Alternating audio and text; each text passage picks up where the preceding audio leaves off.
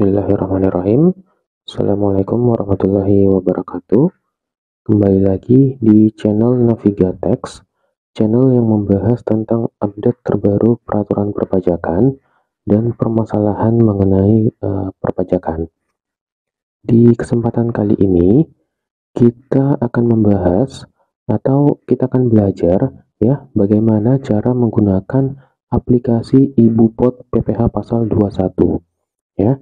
Jadi aplikasi Ibupot PPh pasal 21 ini baru saja di launching atau dirilis oleh Direktorat Jenderal Pajak dan wajib untuk digunakan untuk membuat bukti potong dan melaporkan SPT masa PPh pasal 21 mulai dari masa Januari tahun 2024 ya.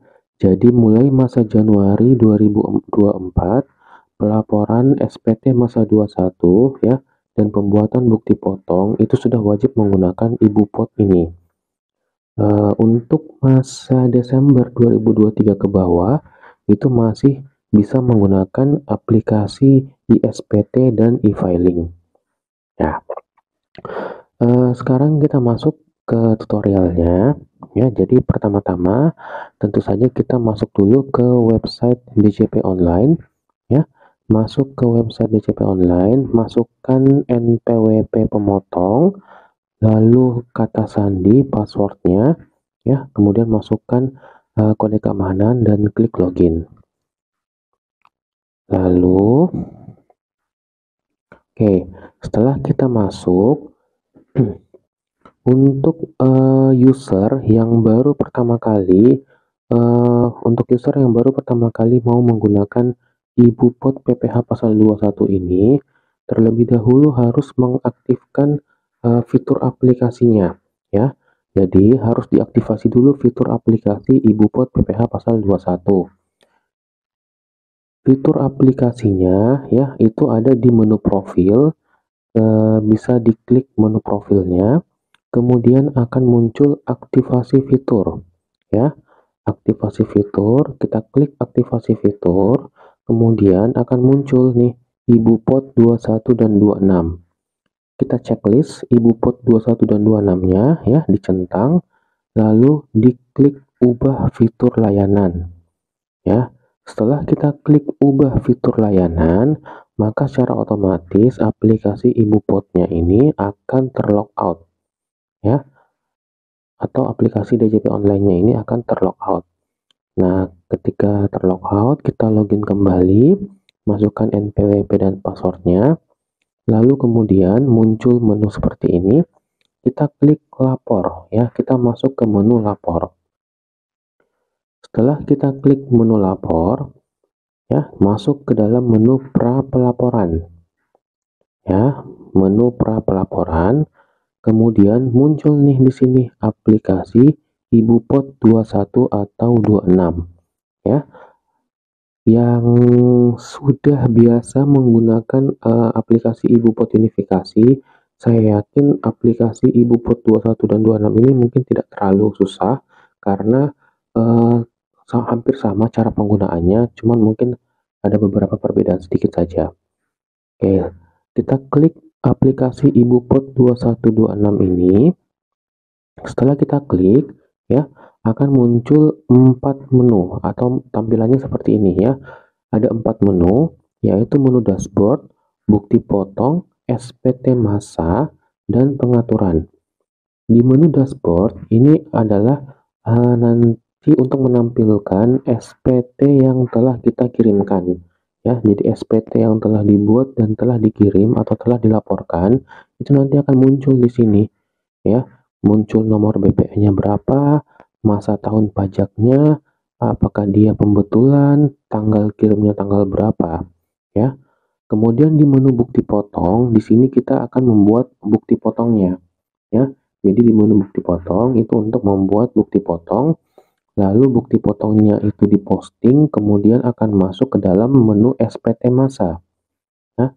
Lalu di menu pengaturan ini ya, nah di menu pengaturan ini pertama-tama kita harus memasukkan atau menginput penanda tangan SPT masa 21-nya ya. Jadi kalau baru pertama kali, kita klik pengaturan dulu. Setelah kita klik pengaturan, di sini ada dua menu ya, ada dua submenu, penanda tangan dan perekam. Nah, kita klik penanda tangannya ya. Setelah kita klik penanda tangan ya, lalu kita klik tambah. Setelah kita klik tambah, akan muncul menu seperti ini ya, untuk menginput penanda tangan SPT PPH pasal 21 ini. Untuk memasukkan identitas, ini ada dua pilihannya. Ada NPWP dan juga NIK-nya. Ya. Jika kita pilih NPWP, kita masukkan NPWP. Jika kita pilih NIK, kemudian kita akan masukkan NIK-nya. Ya. Kita masukkan NPWP. Ketika kita masukkan NPWP, nanti secara otomatis namanya ini akan keluar. Ya. Jadi ketika kita memasukkan NPWP, secara otomatis sistem atau aplikasi ini akan mendeteksi dan akan keluar secara otomatis nama dari si penanda tangannya. Setelah namanya keluar, kita klik status aktif ini, kemudian diklik simpan. Setelah kita klik simpan, ya nanti nama penanda tangan pejabat penanda tangan SPT masa 21 akan muncul di sini ya, akan muncul NPWP-nya, namanya ya, dan statusnya ini sudah aktif ya. Kemudian setelah kita menginput ya, setelah kita menginput penanda tangan SPT masa 21, kita masuk ke dalam menu bukti potong. Di sini kita akan membuat ya bukti potong bagi pegawai. Di dalam menu bukti potong ini ada 4 submenu ya. Yang pertama daftar Bupot pasal 21, daftar Bupot pasal 26, impor data Bupot dan posting ya. Di daftar Bupot pasal 21 ini kita akan membuat atau merekam bukti potong bagi pegawai yang berstatus wajib pajak dalam negeri ya. Sedangkan di daftar Bupot pasal 26 ini statusnya adalah wajib pajak luar negeri.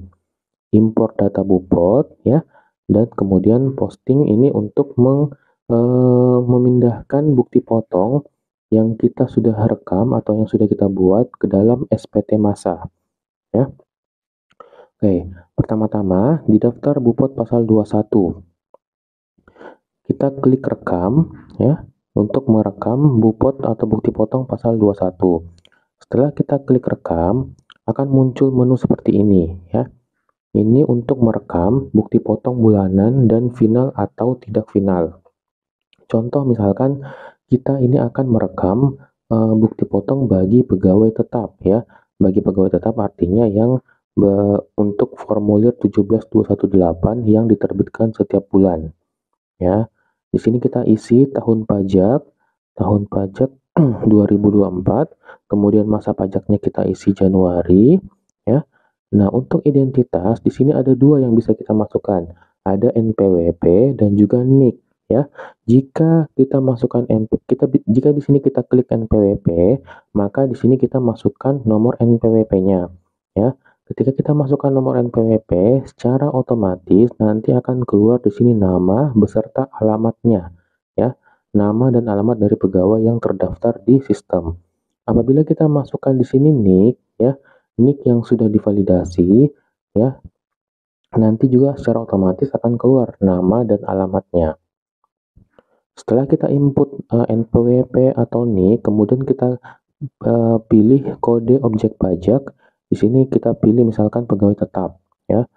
Di sini ada juga fasilitas PPH pasal 21. Misalkan kalau pegawainya ada memiliki SKB ya, surat keterangan bebas.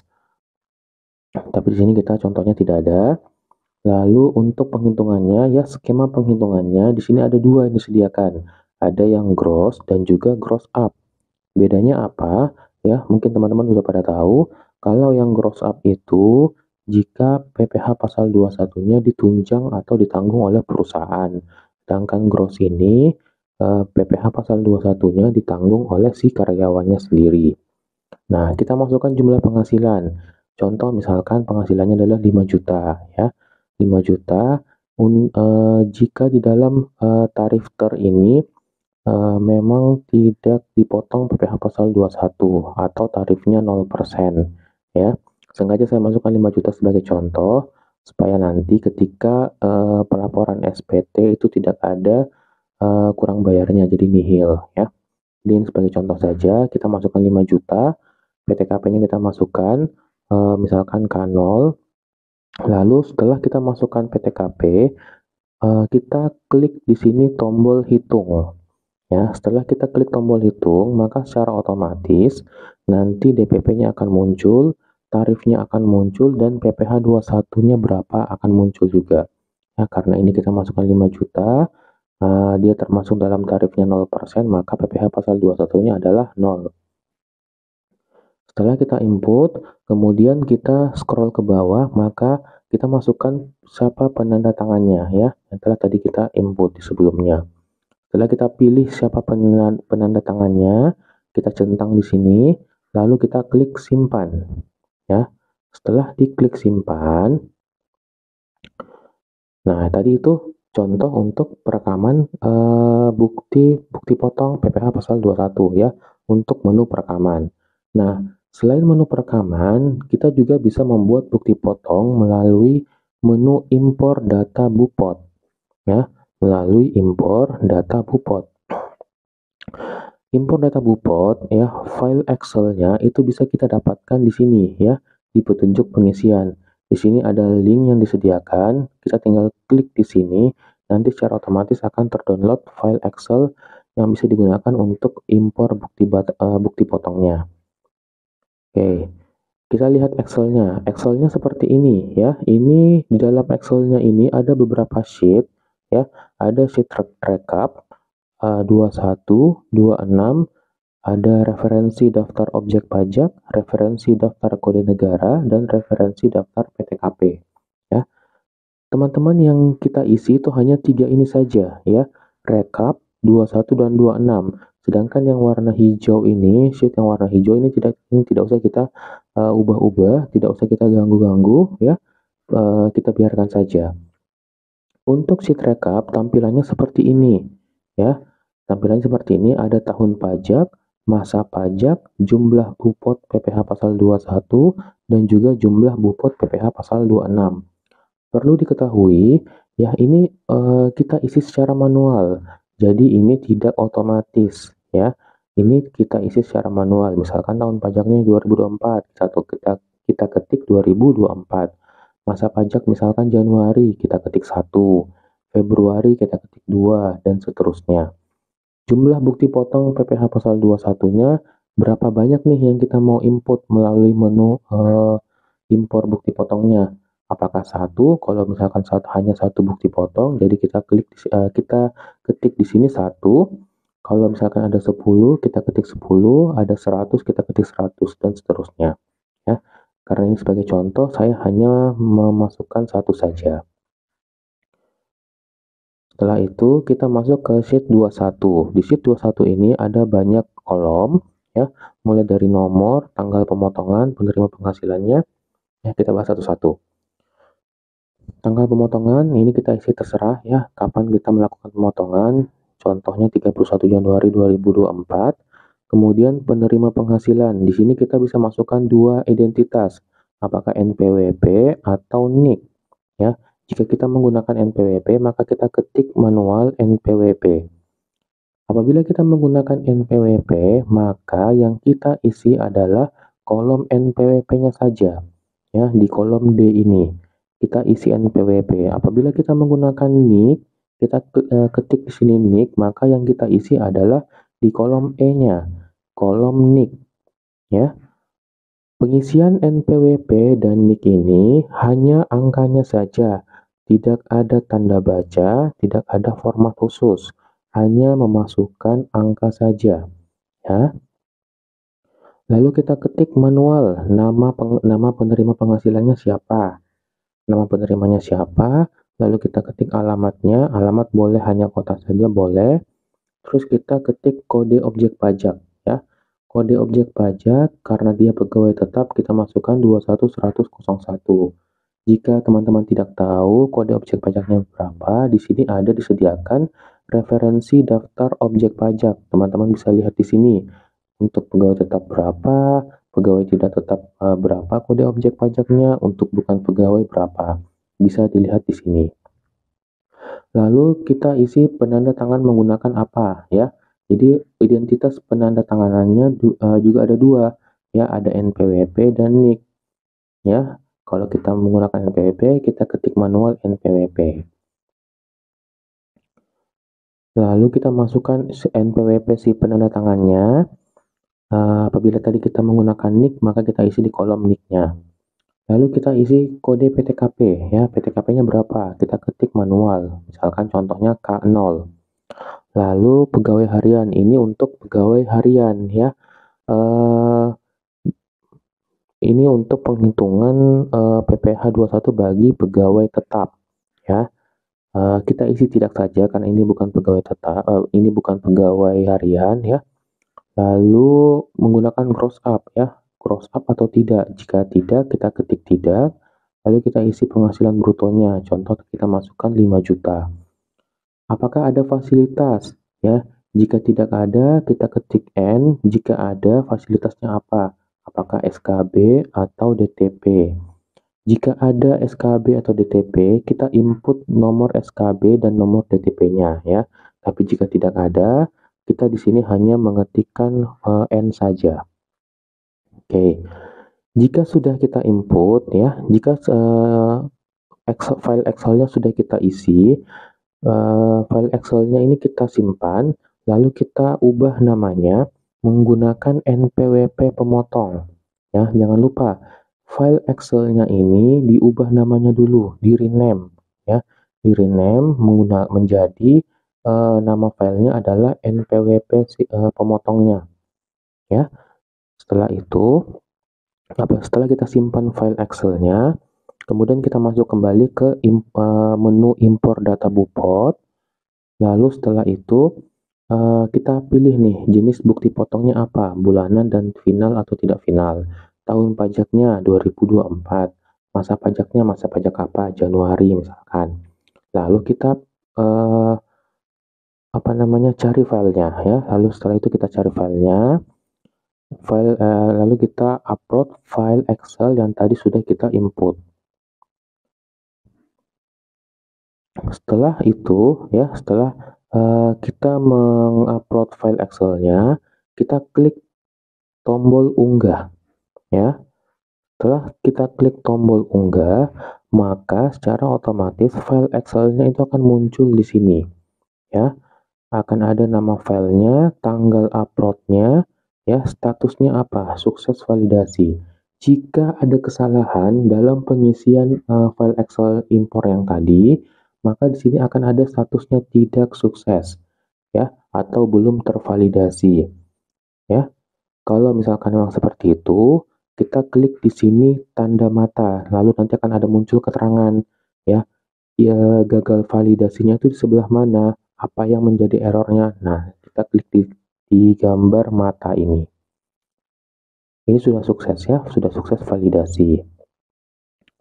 Setelah itu, setelah tadi kita sudah merekam ya, kita sudah merekam bukti potong, kita sudah melakukan impor data bukti potong.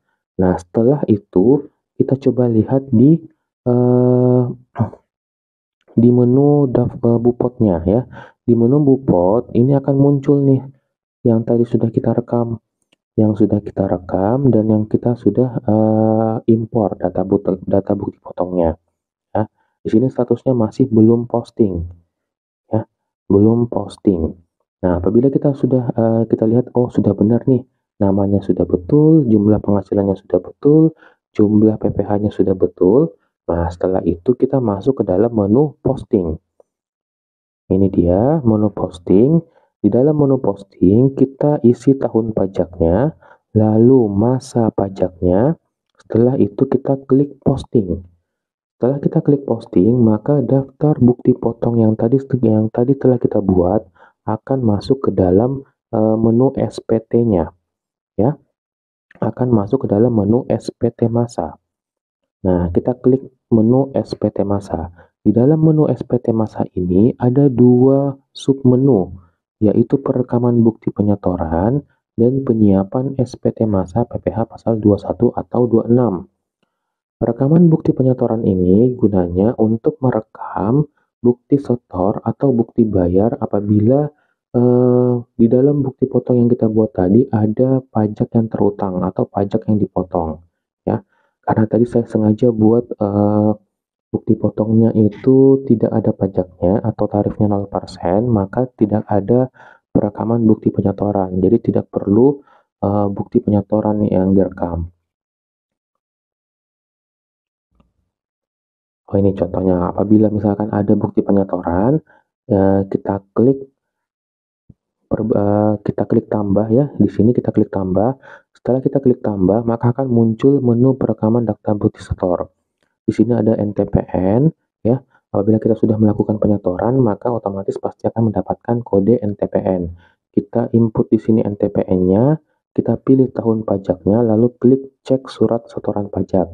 Nanti secara otomatis di sini akan keluar data-datanya. Setelah itu kita klik simpan ya. Setelah selesai kita melakukan perekaman bukti penyetoran, kemudian kita melakukan penyiapan SPT masa PPh pasal 21 atau 26.